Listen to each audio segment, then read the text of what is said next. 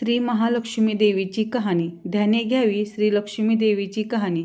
द्वापारयुगातील सौराष्ट्र देशाची मोहिनी. आटपाट नगर होतं. तिथं एक राजा होता. राजाचं नाव होतं भद्रश्रवा. तो शूर होता, दयाळू होता, प्रजादक्ष होता. राजाच्या राणीचं नाव होतं सूरजचंद्रिका. ती रूपानं सुंदर होती, पण स्वभावानं ती गर्विष्ठ होती. मागच्या जन्मी ती होती एका वैश्याची बायको. नवऱ्याचं तिचं भांडण होईल. घरी वैतागली, गेली निघून रानात. तिथं पाहिलं सुहासिनींना. त्या करीत होत्या लक्ष्मीव्रत. तिनं पाहिलं व त्याचबरोबर तसं व्रत केलं. दुःख गेली, दारिद्र्य संपलं, परिस्थिती सुधारली. देवीची भक्ती करीत होती. पुढे गेली ती मरून. पुढचा जन्म स्त्रीचाच आला. पुढे भाग्य उजळलं. भद्रश्रवा राजाशी लग्न झालं. ऐश्वर्य हाती आलं. गर्वानं फुगली, गरिबांना विसरली. तोऱ्या थाट्यानं बोलू लागली, दासदासीवर खेकसू लागली. एकदा काय झालं, देवीच्या मनी आलं राणीला भेटावं, मागच्या जन्मीची आठवण द्यावी, ती ओळखते का पाहावं. राणी राजवाड्यात मजेत राहत होती. राजा तिचं कौतुक करी. त्या दोघांना 7 मुलगे झाले. एके दिवशी अचानक देवीनं म्हातारीचे सोंग घेतलं. फाटकी वस्त्र घातली, हाती काठी घेतली आधाराला. हळूहळू पावलं टाकत आली राणीला भेटायला. वाड्याशी आली अन आरोळी दिली. आहे का कोणी, घालील का कोणी घास. दासी आली बाहेर. म्हातारी दिसली. तिनं विचारलं, कोण गो तू, कुठून आलीस, काम काय काढलंस, तुझं नाव काय, गाव काय, काय हवं आहे तुला. म्हातारी सांगू लागली हळू आवाजातच. तशातच खोकला येई मधून. मधून म्हातारी म्हणाली, माझं नाव कमलाबाई, द्वारकेहून आले इथे. राणीला भेटायचं आहे. कुठे आहे या राजाची राणी. दासी म्हणाली, राणीसाहेब आहेत महालात, मैत्रिणींशी गप्पा मारत आहेत. त्यांना सांगितलं तर ते मलाच रागवतील. तुला कशा भेटणार त्या. तुझा अवतार पाहून तुझ्यावरच खेकसतील, उनं बोलतील. मैत्रिणीही तुला हसतील. इथे बस आडोशाला. थोडा वेळ मैत्रिणी गेल्या की सांगते त्यांना. म्हातारीलाही राग आला होता. तीही संतापली. तुझी राणी पैशावर भाळलीये, माणुसकी विसरलीये. मागच्या जन्मी होती दरिद्री, आज झाली राजाची राणी. माझ्यामुळेच. मी तिला देवीचं व्रत सांगितलं, तिनं ते केलं. आता देवीच्या कृपेनं राणी झाली, राणीपदावर बसली. पण देवीची आठवणही नाही तिला. आता संपत्तीचा गर्व झाला. डोळ्यावर पैशाची धुंदी आली आहे. गोरगरिबांना कशाला विचारेल. ती थोड्या मोठ्यांच्या मुली झाल्या. म्हातारी गरीब भिकारी, तिला कोण विचारतंय. ही राणी लक्ष्मीव्रत विसरून गेली. घेतला वसा टाकून दिला. उठली. म्हातारी मातली. याचं फळ तिला भोगावंच लागेल. नंतर तिचे डोळे उघडतील तिचे. जाते मी परत. दासीनं म्हातारीला पाणी दिलं. हात जोडले. म्हणाली, मला सांगाल हे व्रत मी करीन ते नेमानं. उठणार नाही, मातणार नाही, घेतला वसा सोडणार नाही, दिलेला शब्द विसरणार नाही. मग म्हातारीने त्या दासीला व्रताचा वसा सांगितला. ती उठली व काठी टेकीत तिथून निघणार. तोच माडीवरून एक मुलगी लगबगीनं खाली आली. ती होती राणीची मुलगी श्यामबाला. ती आली आणि म्हणाली, आजी रागवू नका. माझी आई चुकली. तिच्यासाठी मला क्षमा करा. मला धीर द्या. दिलेला शाप मागे घ्या. मी तुमच्या पाया पडते. मुलीवर दया करा. म्हातारीला आली मुलीची दया. मुलीची होती कोमल काया. ती क्षणभर मुलीकडे डोळे भरून पाहू लागली. तिनं मुलीला लक्ष्मीच्या व्रताचा वसा सांगितला व ती मुलीचा निरोप घेऊन निघणार. तोच राणी आली तरातरा. आली माडीवरून आणि म्हणली, कोण गो तू थेरडे, इथे कशाला आलीस. जा इथून, उठ लवकर, नाही तर ढकलून द्यायला सांगते तुला. लाज नाही वाटत तुला इथे यायची. दुसरी घर नाहीत तुला. म्हातारीचे डोळे गरगर फिरले. कपाळावर आट्या उमटल्या. ती तडकन निघून गेली. परत पुढे दासीनं लक्ष्मीव्रत केलं. तिची स्थिती उत्तम सुधारली. ती गेली दासी पण सोडून व पुढे सुखाने संसार करू लागली. पुढे मार्गशीर्ष महिना आला. पहिल्याच गुरुवारीला श्यामबालेनं व्रत केलं. सगळे नियम धर्म पाळून 4 गुरुवार तिनं ते व्रत केलं. शेवटच्या गुरुवारी थाटात उद्यापन सुद्धा केलं. सिद्धेश्वर राजाच्या मालाधर पुत्राशी श्यामबालेचा विवाह झाला. तिला राजवैभव मिळालं. लक्ष्मीव्रताच्या प्रभावाने तिचा संसार सुखासमाधानाने चालू लागला.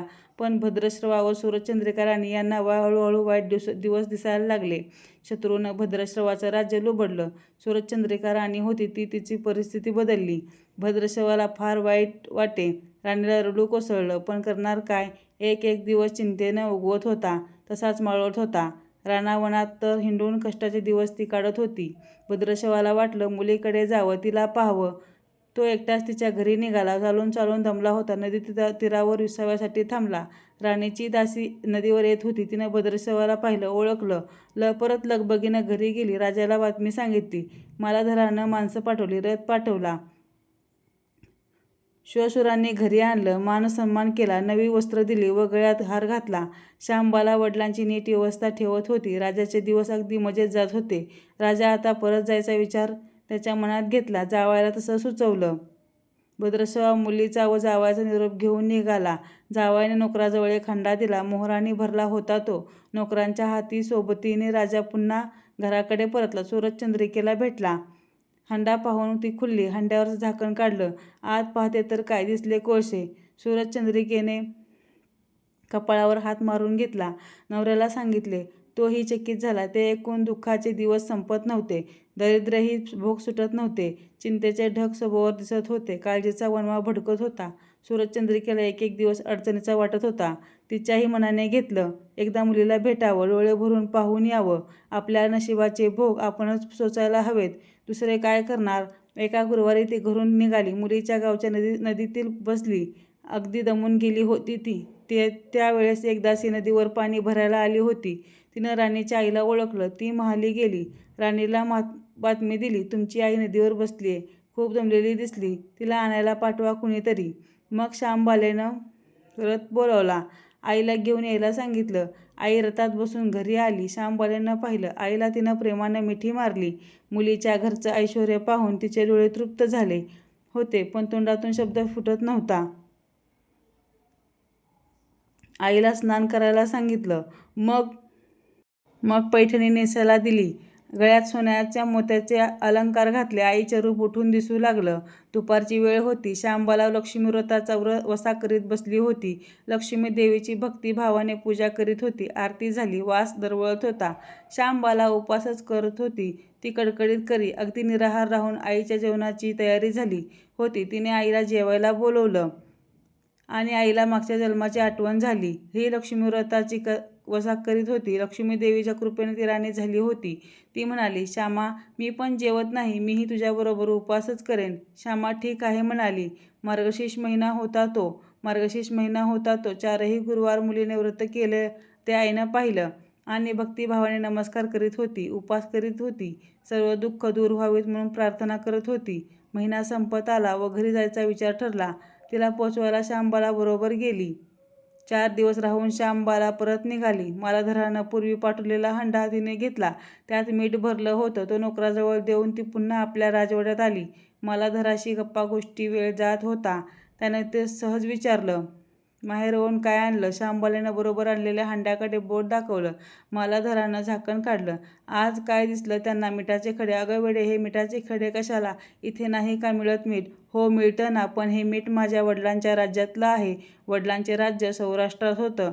तिथल्या शेजारच्या समुद्राचं आहे हे मीठ. समुद्रतीरावर दूरवर माझ्या वडिलांचे राज्य पसरलेलं होतं.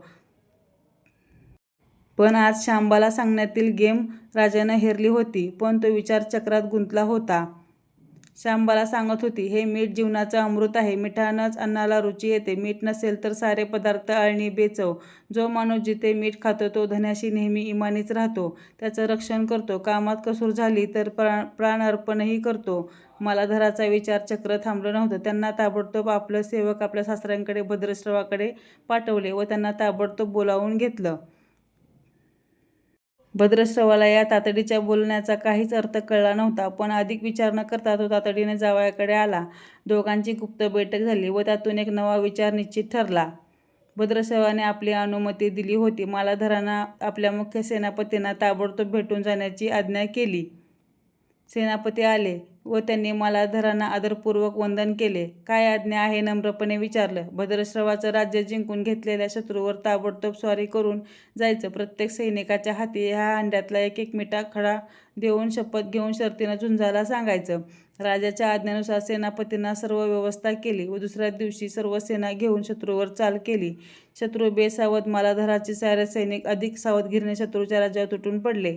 घणाघणी लढाई सुरू होती, पण मालाधराच्या सैनिकांचा पवित्रा शत्रूला अडवताच येत नव्हता. शत्रूच्या सैनिक जमिनीवर कोसळत होते.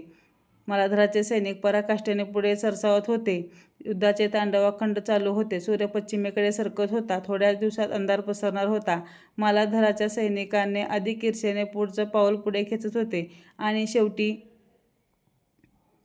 मालाधराच्या सैन्याने शत्रूचा पुरा फडशा पाडला होता. मालाधराच्या सैन्याने अपूर्व विजय मिळवला होता. भद्रसेवाचं राज्य पुन्हा मिळालं होतं. मालाधराला व शांबालालाही आनंद झाला. आनंदाची वार्ता सेनापतीने ताबडतोब कळवली. मागे राहिलेल्या सैनिकांनी त्या शत्रूच्या राज्यातील मुख्य खजिना लुटला होता. तो अफाट संपत्ती त्यांना मिळाली होती. ती पोत्यात भरून मालाधराकडे आणली. त्यात सोन्या मोत्यांच्या मोहरा होत्या, अनेक नाणी होती, कित्येक शस्त्रांचा साठाही होता. मालाधरानं भद्रसेवाला चंद्रिका राणीला येऊन यायला सांगितलं. ती आल्यावर घरात आनंदाला उधाण आलं होतं. तो होता गुरुवारचा दिवस. शांबाला लक्ष्मीव्रताची पूजा केली, आरती केली. धूप-दीपांचा सुगंध दरवळत होता. तिने व तिच्या आईने उपवासच केला. रात्री देवीची आरती झाली. देवीला नैवेद्य झाला व सर्वांना मिष्टान्नाचं जेवण झालं. मार्गशीर्ष महिन्यातला हा शेवटचा गुरुवार, लक्ष्मीव्रताचा शेवटचा दिवस. या मंगल मुहूर्तावर मालाधरानं भद्रसेवाचं राज्य स्वाधीन केलं. या व्रताची प्रताची खरी सांगता झाली. राजा राणी परत आपल्या सौराष्ट्रात आली. सूर्यचंद्रिकेनं पुन्हा लक्ष्मीव्रताचा वसा घेतला आणि तो आजन्म पाळला. सुधारणा पुन्हा पूर्वीप्रमाणे सुधारली. राजाचे 7 मुलगे कुठेतरी दूरदेशी निघून गेले होते. तेही अचानक घरी आले. त्यांना पाहून आई-वडिलांना जो आनंद झाला त्याचं वर्णन शब्दात सांगणं अगदी अशक्यच. ही लक्ष्मी देवीच्या व्रताचा अपूर्व अनुभव राजा राणींनी पुढे सतत घेतला. त्यांचे जीवन निश्चित झालं होतं. दुःखाचे वादळ संपूर्ण थांबलं होतं. सुखाचे वारे सर्वांना सुखवीत होते. अशी साठा उताराची कहाणी सर्वांनी वाचावी, ऐकावी. लक्ष्मी कृपेने घर सदैव फुलावं अशी 5 उत्तरा सुफल संपूर्ण करून सर्वांनी देवीला वंदन करावे ही प्रार्थना. महालक्ष्मी माता की जय. तुम्हाला जर हा व्हिडिओ आवडला असेल तर लाईक, शेअर आणि सबस्क्राईब करायला विसरू नका आणि कथा पूर्ण ऐका, म्हणजे तुम्हाला सुद्धा त्याचं फळ नक्कीच मिळणार आहे.